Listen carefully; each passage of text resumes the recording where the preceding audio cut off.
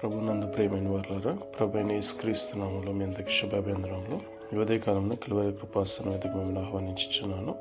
మొదటి సమూయేలు గ్రంథం 3వ అధ్యాయంలో బాలుడైన సమూయేలు ఎలి ఎదుట ఉండి యెహోవాకు పరిచర్య చేయుచున్నాడు. అయితే ఆ దినములలో యెహోవాకు ప్రత్యక్షమగుట అరుదు, ప్రత్యక్షము తరచుగా తటస్థించట్లేదు.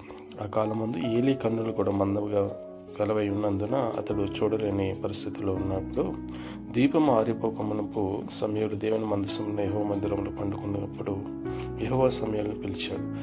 3 సార్లు పిలిచినప్పుడు సమూయేలు ఏలీ వద్దకు వెళ్ళి, చిత్తము నేనున్నాను, పిలిచితివి గనుక అన్నప్పుడు ఏలీ, నేను పిలువలేదు, వెళ్ళి పండుకునమని చెప్పాడు. అంటే అప్పటి వరకు యెహోవా వాక్కును సమూయేలు వినలేదు కాబట్టి గుర్తించలేదు. అయితే 3వసారి ఏలీ, ఇప్పుడు ఎవరైనా పిలిచిన యెడల చిత్తము నీ దాసుడు ఉన్నాడు, సెలవిమ్మని అడిగినప్పుడు దేవుడు తనతో మాట్లాడినట్లుగా చూస్తున్నాం. ఆమేన్.